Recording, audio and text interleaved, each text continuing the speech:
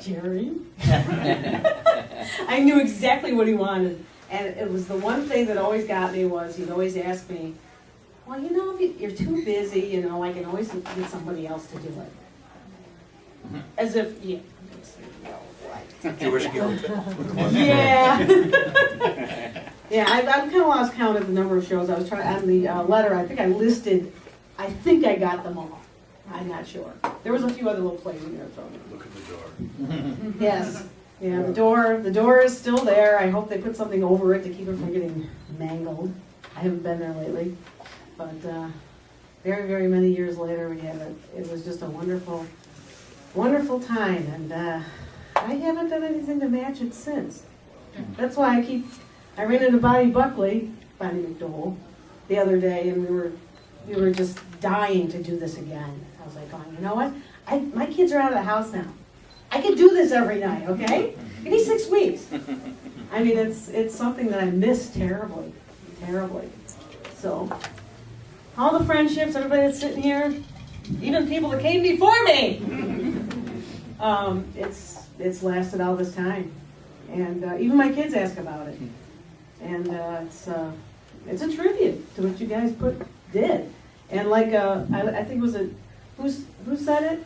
You go to other schools, even my own kid's school, and you sit there and you know, in the evening, and you're like, what would Jerry say? I can still get all the notes. Especially when it came to the choreography. Oh my Lord. What did Pembroke do that was just absolutely unbelievably bad? What was it? I think it was it West Side Story? Or something, when they had the long dance sequence, where you had like bars of music, and all the kids were doing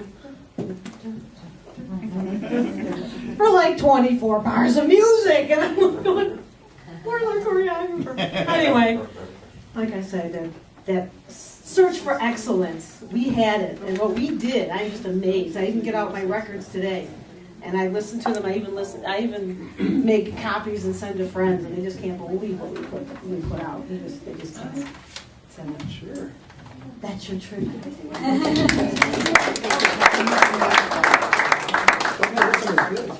Steve? Ash?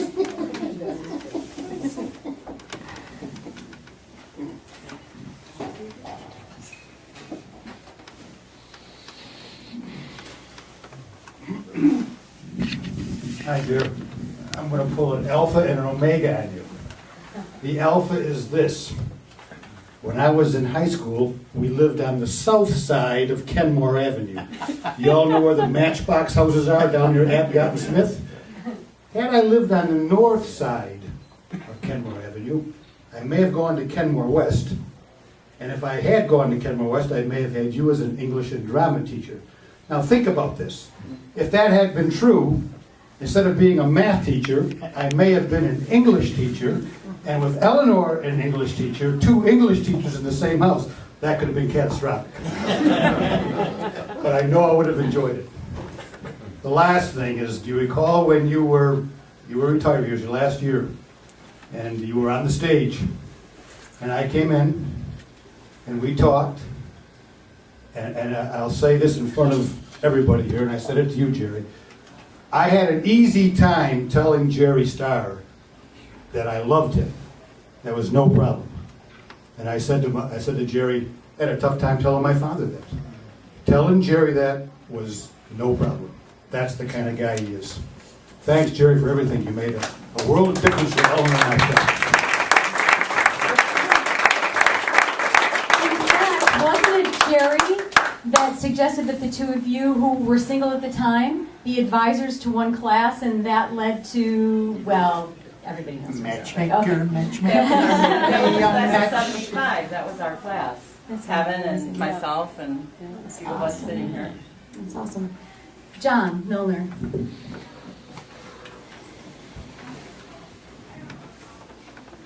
Everybody just sit where you are while the old man stays. That's your step. Thank you, Diane.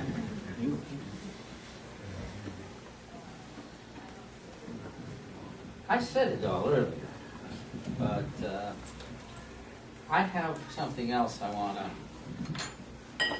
make you people aware of. As I think only a fellow faculty, a colleague, knows this. Jerry was the best drunk that Kenmore West ever had. Now, lest you get the wrong idea here. Jerry's beverage of choice was, if I recall it correctly, something called Guzzler's Gin. And if none of you, or you haven't seen that, you missed something special. Only someone like Jerry could bring that off. I guess, I'm sitting here and watching this and singing and taking it in, and what comes to you after all these years is how much music you gave these people.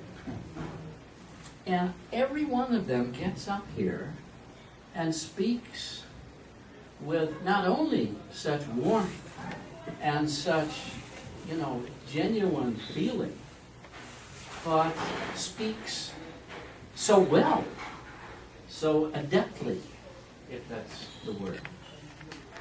And I know that they weren't all in your speech and drama class, but that's something else you gave these people. You gave them it's like a confidence that they have carried with them through their lives. And it came right out of that sense of togetherness and that family that you all were. And that's, I'm so happy to just be here and see this. Thank you very much.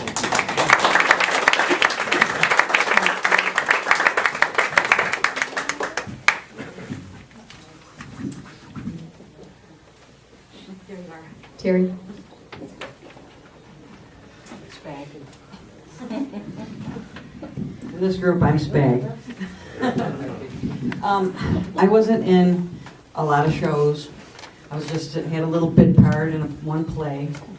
But from my perspective as a student of Jerry's, I had him for English, had him for drama, and I have carried him in my heart all these years. And he made such a absolutely, positively great impression on me that I love him to this day. I'll never forget days that I did not want to go to school because I really was not a big fan of high school, especially the first couple of years.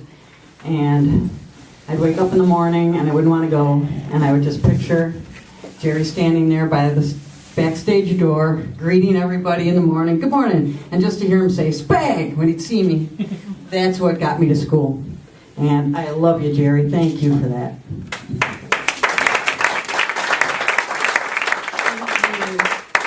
Michael, do you want to come up and... Ron first? Oh, yes, Ron. You have to stand.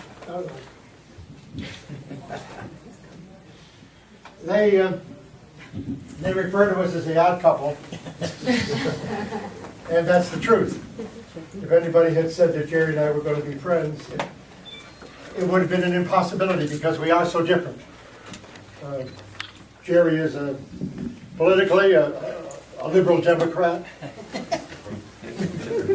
I'm a conservative who believes that the John Birch Society is a liberal think tank.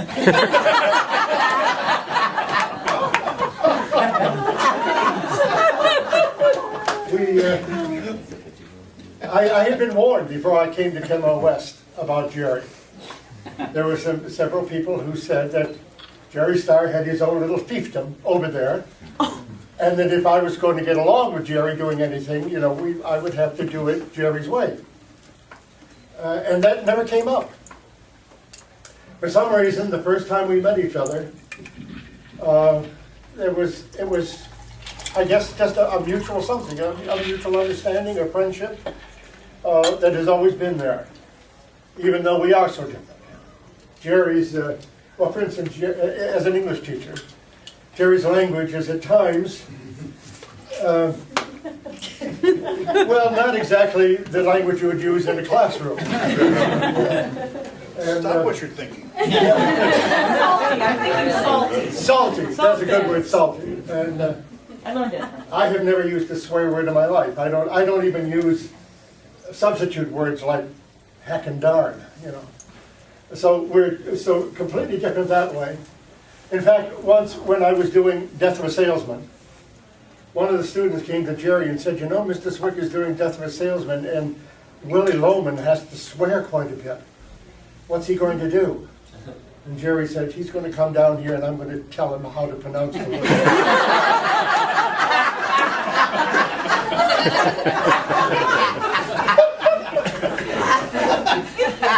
Jerry is very fond of saying that we have, in all these years, 43 years or so that we've known each other, we have never had an argument.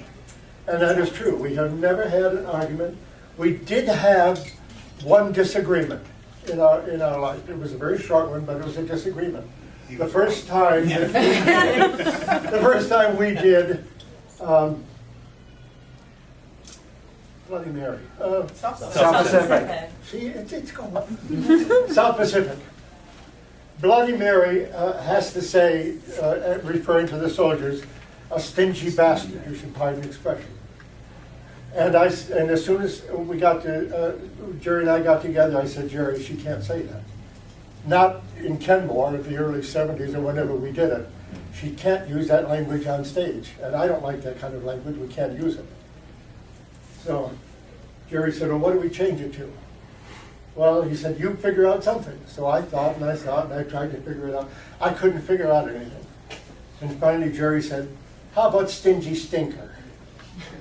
And I said, you're right, it's going to be stingy bastard.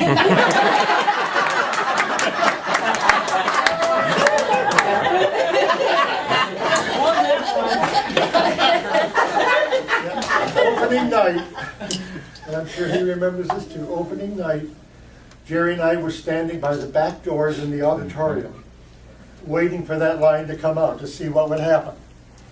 And the girl said the line, and there was a complete silence in the audience. And we turned to the door, and then all of a sudden the audience just broke up in uproarious laughter. And we figured, well, thank goodness we still have a job here. But despite all of this, Startledom and Swickledee, or is it Swickledom and Startledee? We always,